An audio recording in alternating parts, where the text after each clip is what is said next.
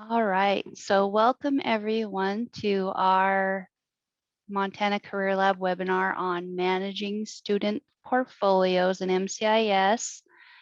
So we're going to be talking about different ways and different things you can find in the admin or staff section of MCIS. So just to start out with, I'm just going to briefly explain our career lab. So the Montana Career Lab is a collection of different career resources, which MCIS is a part of, but that's not all that we have. We have publications and resources for students, parents, educators, and job seekers. And then we have MCIS resource page, which we're going to get into. We have daily activities that we post to Facebook. And then we have early learning games for the pre-K and elementary students. And I just want to point out that we're in the transition stage of transitioning to a new website. And so if you look at daily activities, there's not going to be much there, but as I go along with the daily activities, there will be more added. And the reason we did the daily activities page is because a lot of people have told me that they're not on Facebook. So they wanted a place where they could still go and get those activities without having to be logged into Facebook. So that's a little background information for you. So I'm going to click on MCIS resources. And this is where you're going to find all the resources for MCIS. So we have training videos, where you can go and you can find if you're looking for how to create portfolios or transferring portfolios. And this is not all of them. There will be more added as we go along as well. And then there's upcoming webinars that we have available. And then below that, we have recorded webinars. So these webinars that we're doing this week will be posted out here. And then we have publications that are available. So here, I just wanted to point out that MCIS Career Plan, Career Development Framework is a great tool for you to go out and see how you can use MCIS with your high school students. And I am going to be in the high school version of MCIS this afternoon. Yesterday we did the junior version, but today I'm going to be actually working with that. You can also see that there's a framework with worksheets. So that is this same framework, only it has every worksheet that's in MCIS available in there for you to be able to download. So you could download and print those out. And everything is free of charge on here. So if you want to order any publications, just check to see if it's online only. The others that you will be able to order are just don't have that online only thing next to it. Anyway, so we're going to go back up and go back to the home page. And up in the upper right-hand side, you'll see a little login button to log into MCIS. So we're going to go there. And then here, I just want to say again, for some of you who were on earlier webinars, you would have already heard this, but try not to have your students or clients logging into the Montana resident login. So every single agency school has their own site. So if you have your students or clients log in through the Montana resident login, they're out into a big pool, which I like to refer to as Never Never Land.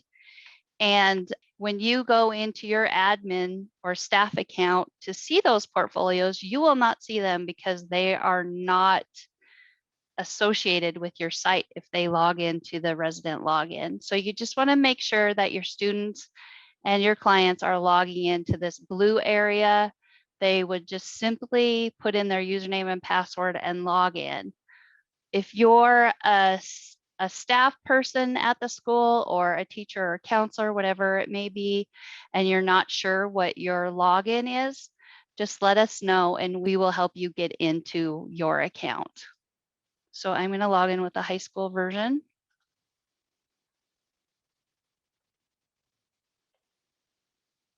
All right.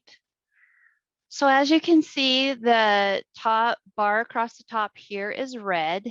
And if you were in the middle school version, it would be green, a lime green color. If you're in the adult college version, that is going to be a greenish blue color across there. Another way that you can tell where you're located is up here at the very top, it's going to say your high school name or your agency name. And so if your students are logged in and you expect them to be in the high school site, if this is not red across the top, then they're in the wrong spot. Okay, so just wanted to point that out. Also, another thing to point out is that even though we're in the high school version, the admin and staff account section of MCIS is the same for every group. So the junior version, the high school version, college and adult version, this site admin side is the same for everyone. So no worries about that. So to start off with, I'm just going to show you some reports. I'm just going to go across some of these things on the top. So there are some great reports. So basically inside of MCIS, you can get a report for any piece of MCIS. So you can actually go in here and do a report and see what your students are doing. If you wanted to see how many of your students have done the career cluster inventory, for example, you could click on that and then it's going to default to 8/1 of 2020 and then it's going to go to present. So every year it's going to reset to 8/1 of whatever that year is. You can go up here to the top under report settings and change that. So you can go into report settings and change the date and different things to get different results for that. But now if I go down here and I click on career cluster inventory, I have a summary by student, a summary by cluster, and a detail by student. And you can either print or send that out to an Excel sheet. So I'm going to show you each one of these real quick. So if I do summary by student, it's just going to give me this list of all my students, and it's going to have a status over here. So we have N is not completed, C is completed, and if there's a P, it just means that it's been partially completed. And for the ones who have completed it, you could click on view and it's going to show you that student's record. You do need to make sure that your pop-ups are enabled, otherwise you won't see the pop-up.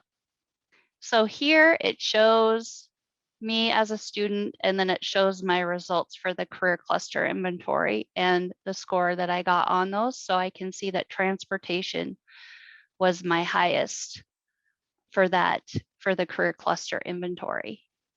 You can go on any of these headings and sort them by any of these headings up here at the top. Okay, so I'm going to return. And, oh wait. Summary by cluster is a little bit different. So if I generate that report, it's going to show the clusters. So we have finance, health, and transportation. And one student has done each of these. So if I go over here to select, it's going to show me that student that is interested in finance, and I can go out and view their information. And if we go back one more time and do a detail by student and generate the report, that is going to bring up any reports that we have out there. So we have 3, and if I scroll down, it's going to show the name of the student and the school, and then their results. So there's 1, and then there's 2, and 3. And so you could print those out if you wanted to, or just go through them and take a look at them. So that's how the reports work in any of the assessments. And then you can also go over and do modules with saved records. And that's going to show you all the different modules inside of MCIS. So sorts and assessments, planning tools, stored files and links, save favorites. And you can see the number of students who have done it. So you could go out and you could say, Oh, I have 11 kids who have done checklists, and you could click on checklists and get a summary or detail report. There's different ways you can have the output. If I click on the ninth grade, if I'm looking at to see what my ninth graders are doing, if they're doing their checklists, I can generate the report and it's going to show me all of my students for my ninth grade. And it's going to show that all of them, except for one, have partial completion. And then one student has completed the whole checklist. And I could go out and view that checklist and see what they've done. So if I click on view here, it's going to show me her checklist, and I can see the ninth grade one again. Whoops. And if I scroll down, I didn't need to click on it again. It shows that ninth grade checklist and all the things that they completed for that. Okay, and then the other thing I wanted to show you in this part is all favorites is another good one to look at. So this is just any favorites that they've saved inside of the system. So whatever it might be, you could go out, you could see there's a couple here that have Montana schools, a few that have looked at financial aid. So you can click on those and get to that information. You can see any resumes that students have done, any files that they have saved out there. I was just going to show you one that I really like. If you're getting ready to do college fairs or going on college tours when COVID lightens up, you could go out here and you could click on Montana schools and you could see the schools the students are interested in. So if you have them go and research some of the schools and then save those schools, then you can, as a teacher or counselor, can come out here and you can say, oh, I have 2 students who are interested in Great Falls College. I have 2 interested in Montana Tech, and I have 1 that's interested in Montana Guide Training Center.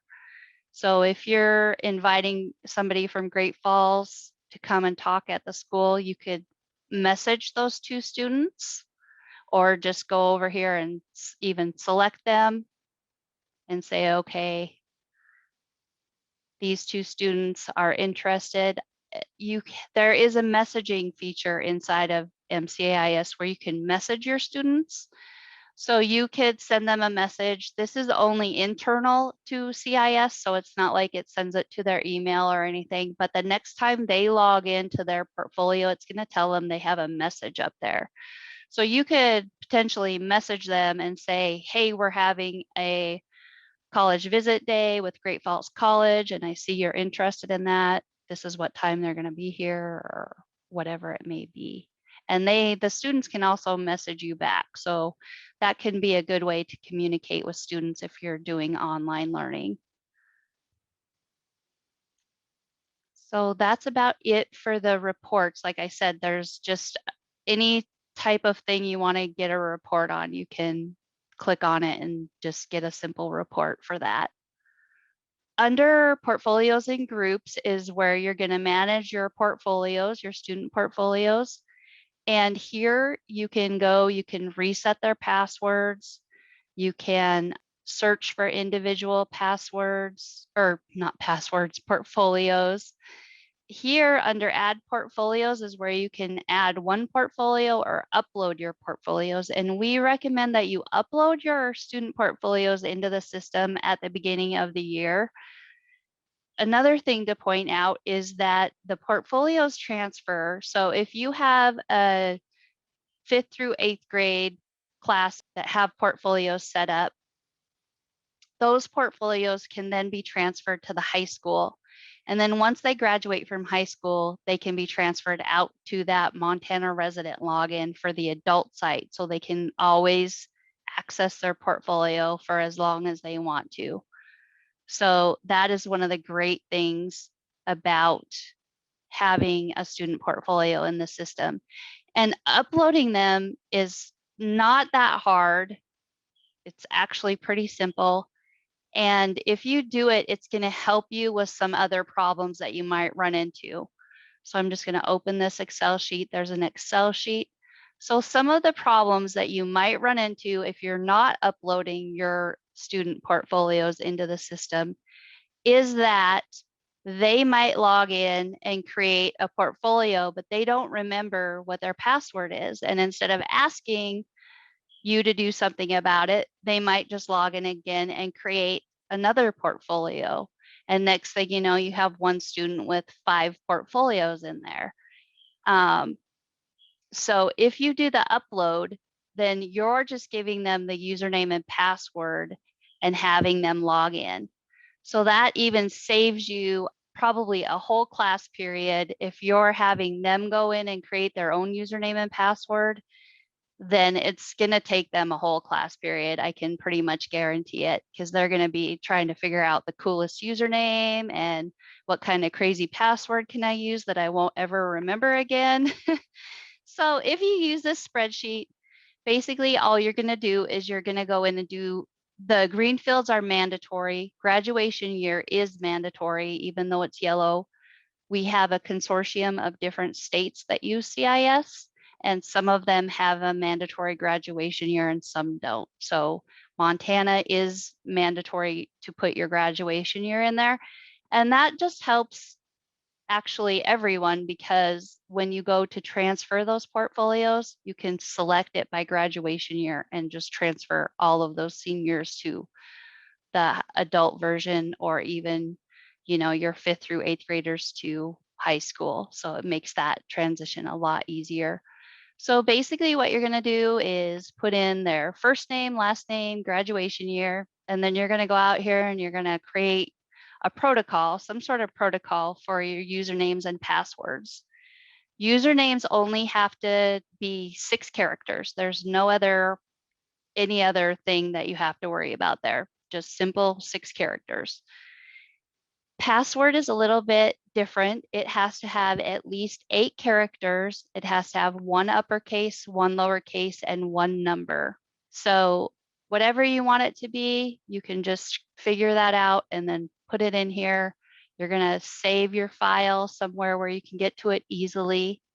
And then you're going to come back to this page and you're going to go to browse out to your file. You can either do a trial run, or you can just click on the actual upload button, and then it's going to show you the processing going on here. And then if there's no problems with it, it's going to say 49 of 49 portfolios have been added, and it will show that they've been added. If there is some sort of an error, it's going to show you a column with an error code status. If you go up here to the top of the page and look at the instructions, click on the little question mark there, there is a portfolio upload status codes. And if you look at that, it's going to tell you all the different status codes. And I can tell you right now that most common error is going to be like the username is already in use. So the username has to be unique to that student. If somebody else in and this is for all of Montana, if somebody else in Montana has that same username, say you've got a student named John Brown and you're just using first name, last name as their username, and there's somebody else with a John Brown username in the state, then it's going to tell you that that's already in use. So you can either change it to something different, or you could just add a number onto the end. That's what I do a lot, is I just add a number onto the end of that. The other really common ones are maybe you didn't capitalize a password somewhere along the line when you were entering them in there, or just little things like that. So it does take a little bit of time on your part, but it doesn't take a long time, and it's going to save you time with the students later on. You'll have that spreadsheet, so you'll have a list of all of their username and passwords that you can refer to if they come to you and say, I don't remember it, or if you're in the middle of class and you have some student that can't get logged in, then you can just refer to that and say, this is your password right here. So it does make things easier. And I just want to say that if you're not comfortable doing this, we can do that for you. So if you're interested in us setting that up for you, we can definitely do that. So that is the basics of uploading a student portfolio.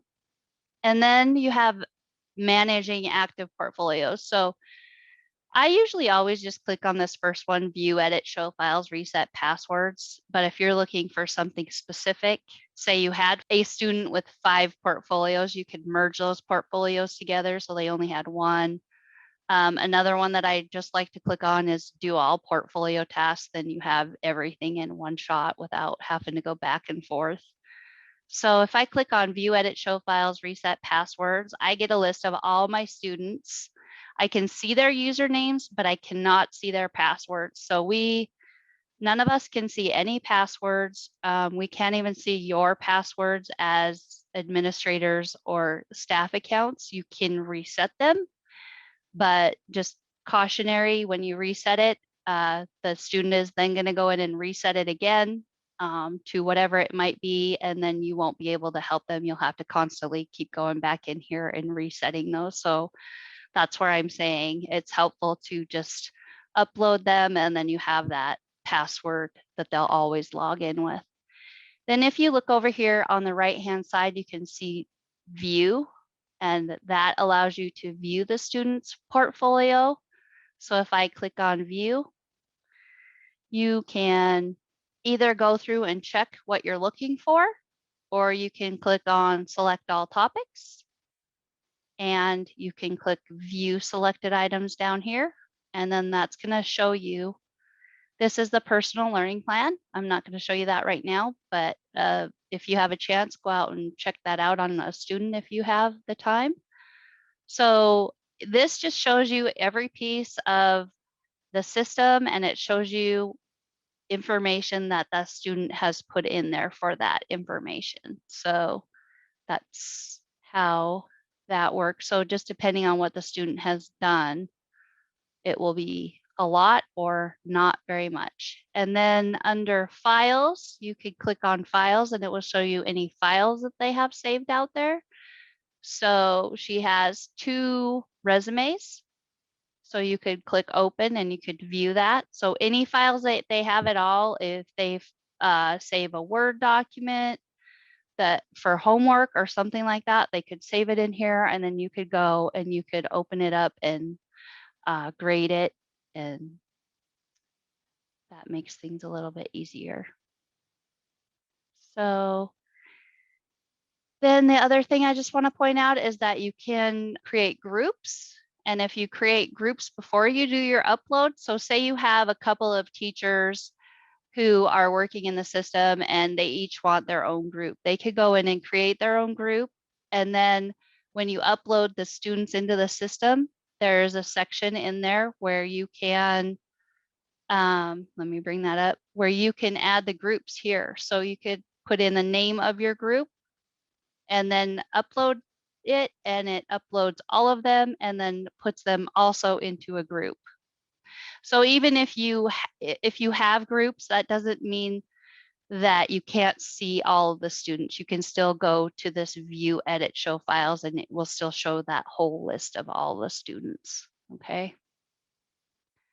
And then other accounts, if you're a main admin of your account at the school, you can see the staff accounts and you can add staff accounts. Super easy to do.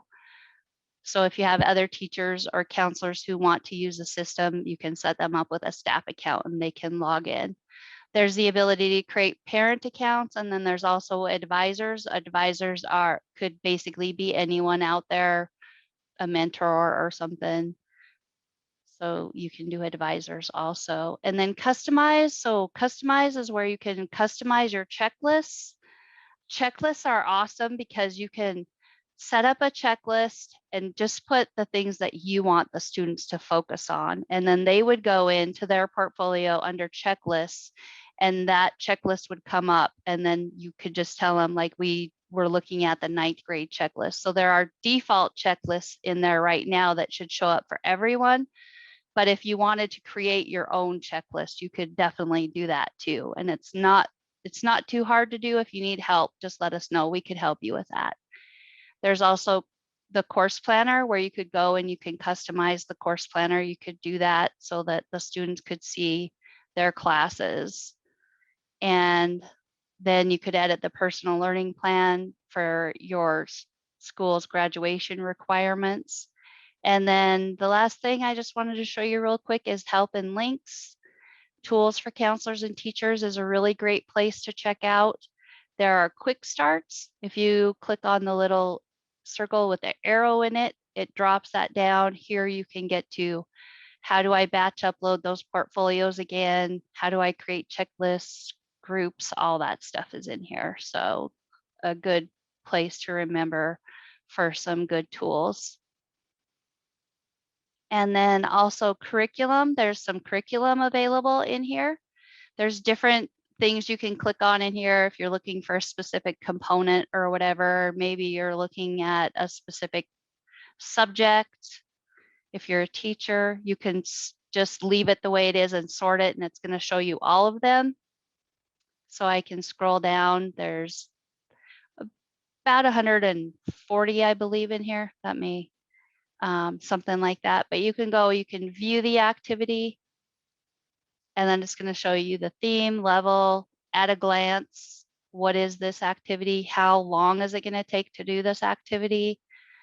Preparation, and then it walks you step by step through how to do the class, variations and accommodations, any type of assessment or scoring guide, portfolio reflection area, and then materials. So PowerPoints, PDF, documents, those types of things, and then goals and standards.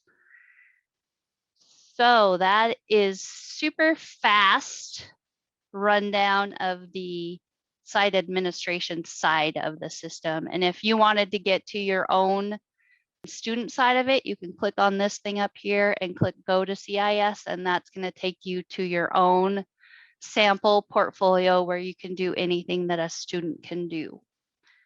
So with that, I'm going to just change this back here to the site admin, and I am going to just allow everybody to talk. So if you have any questions at all, feel free to jump in there, ask us some questions, and we will answer any questions that you have right now. But thank you for joining us, guys. Anybody have any questions for us? Oh, I am also going to bring back up my little contact sheet here.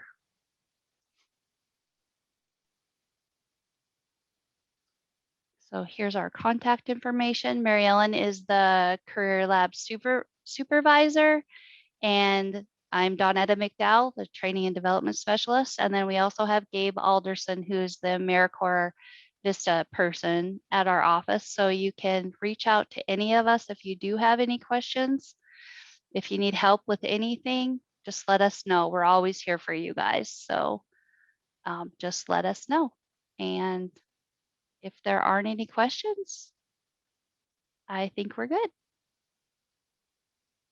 I'll hang out here for a couple of minutes if anybody does have any questions, but thank you guys so much for joining us today. And we are going to be having a few more, 3 more sessions this week. So hopefully we'll see you later on this week.